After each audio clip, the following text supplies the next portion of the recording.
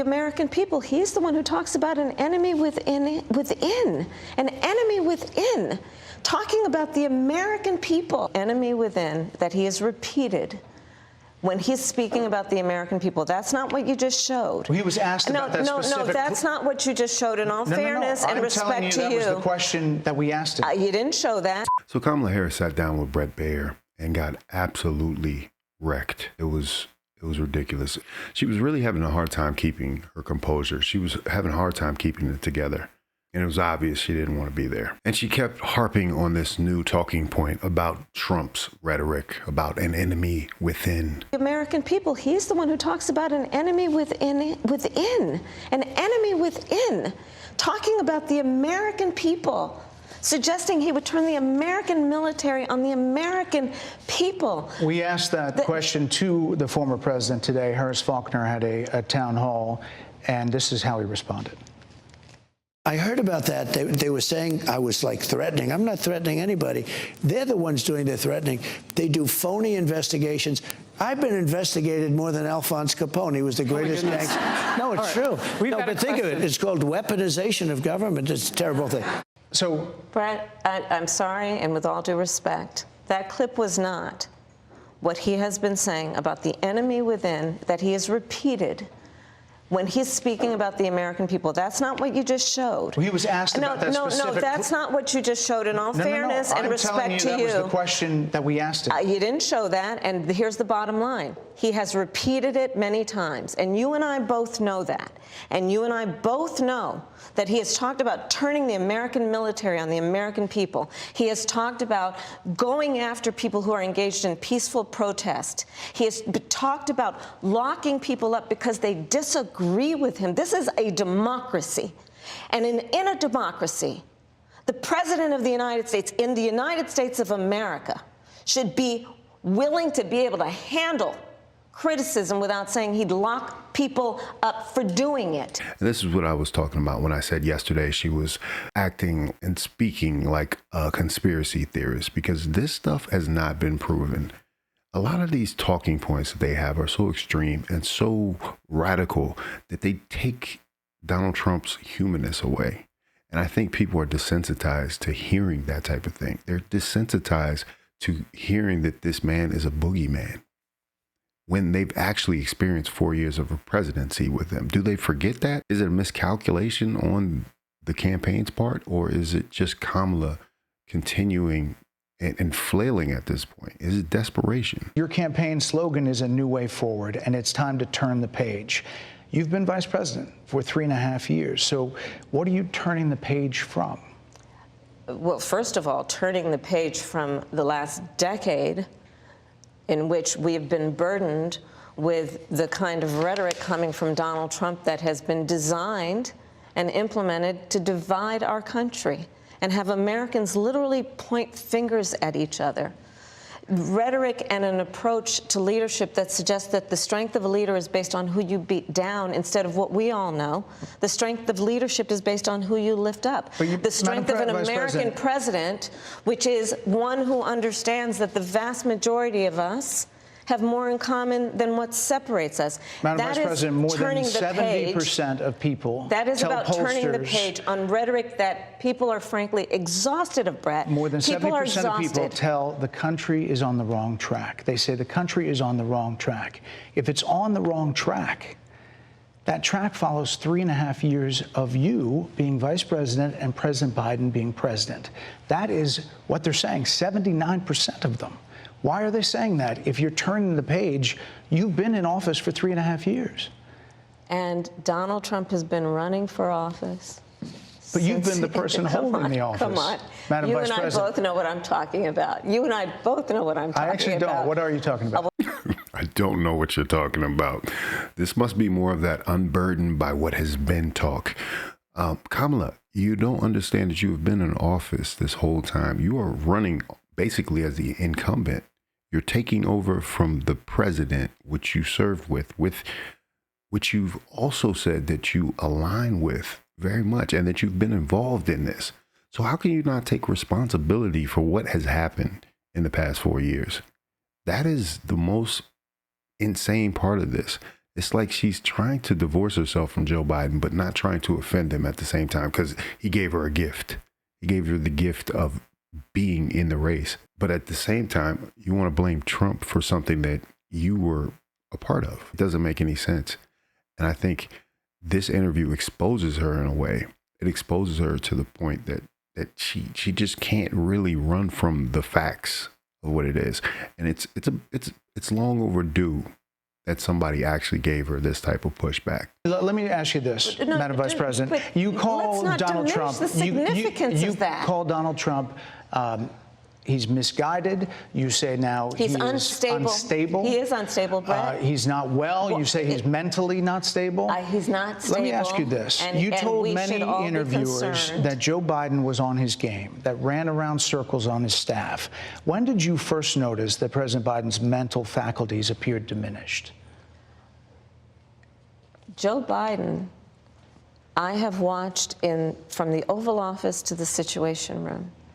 And he has the judgment and the experience to do exactly what he has done in making very important decisions on behalf of the American people. There were no concerns raised? Brett, Joe Biden is not on the ballot. I understand. And Donald Trump but is. You talked about it. And Donald Trump After George Clooney said within a few minutes of talking to President Biden at a fundraiser that he thought this was not the same Joe Biden that we saw on the debate stage. Donald Trump is on the ballot. I understand. You met with him at least once a week for 3.5 years. You didn't have any concerns? I think the American people have a concern about Donald Trump, which is why the people who know him best, including leaders of our national security community, have all spoken out. Even people who worked for him in the Oval Office, worked with him in the Situation Room, and have said he is unfit. I've said that for the longest time. How were you part of this administration and you did not know that Joe Biden's faculties had diminished like that? I love the point about the George Clooney interaction, because that was a turning point. Believe it or not, that's when Joe Biden got out of the race, was when George Clooney reported back and said that Joe Biden isn't fit. And you being the vice president, how could you not notice that?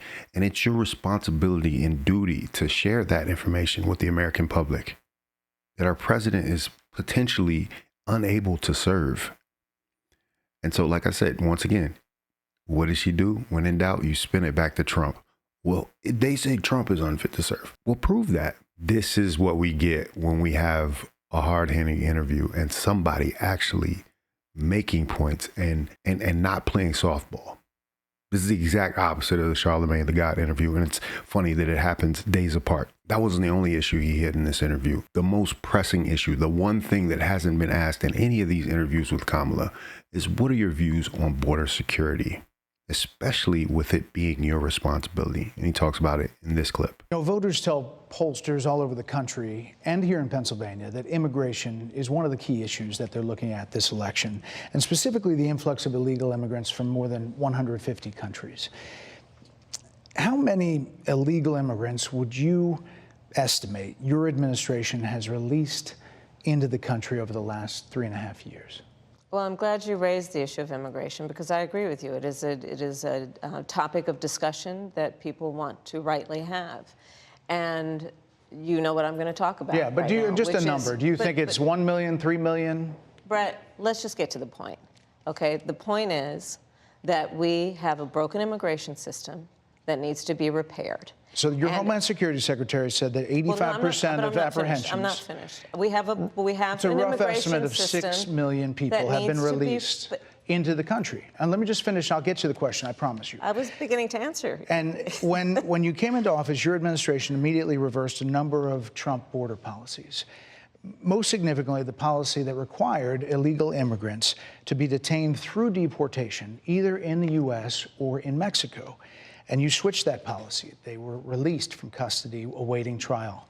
So instead, included in those were a large number of single men, adult men, who went on to commit heinous crimes. So, looking back, do you regret the decision to terminate Remain in Mexico at the beginning of your administration? At the beginning of our administration, within practically hours of taking the oath, the first bill that we offered Congress before We worked on infrastructure before the Inflation Reduction Act, before the CHIPS and Science Act, before the bipartisan Safer Communities Act. The first bill, practically within hours of taking the oath, was a bill to fix our immigration system. Yes, ma'am. It was called the U.S. Citizenship Act of 2021. Exactly. It was essentially a pathway to citizenship for the... Yes, ma'am. May I finish responding, please? But you have to let me finish, You please. had the White House and the House and the Senate, I'm and they didn't bring up that bill. I'm in the middle of responding to the point you're raising, and I'd like to finish. And this interview was only 30 minutes, so it really was designed for them not to really get into deep discussions, to not really get to the core of the issues, because at this point, she's just dug herself into a hole. Now, if she had a longer interview, she might have been able to get out of it, but they talk about this here on why maybe the team agreed to a shorter interview. I hope you got to say what you wanted to say about Donald Trump. There are a lot of things There's more to say. I have much more to say, There are a lot of actually. things that people want to learn about you and your policies, and that's why we invited you I invite everyone here. to go to kamalaharris.com, and you will see that I have 80 pages of policies that are quite comprehensive and should be accessible to anyone who would like to read them. And it includes what I intend to do about affordable housing, what I intend to do about small businesses, what I do And that's why we invited you here, to see where you were in 2019 and where you are now. To support America's military and ensure we have the most lethal and best fighting force in the world. Madam Vice President, And they're giving me a hard rap Well, here. I thank you for the time. I thank you for the time. It's good to meet you. Thank you very much. Oh, they wanted to get her out of there. They wanted the bleeding to stop. They wanted this thing to be over, man. I got to give it up to Bret Baier. I've never been a huge fan of Bret Baier and Fox News, but he actually really nailed her on a lot of points. This is a throwback to a lot of the discussions and interviews I've heard in the past in politics, man. But you could tell she was flustered. This is the first time she's actually had to speak her piece on something in an extended period of time, even though it was a short 30-minute interview. Really, let me know what you think about it in the comments. If you like this video, like, comment, subscribe, hit the bell notification for all uploads. Make sure you sign up for the newsletter. My link is in the description. That way I can stay in touch with you at Faucette Media and keep you up to date with all things Faucette Media. This is Faucette Media.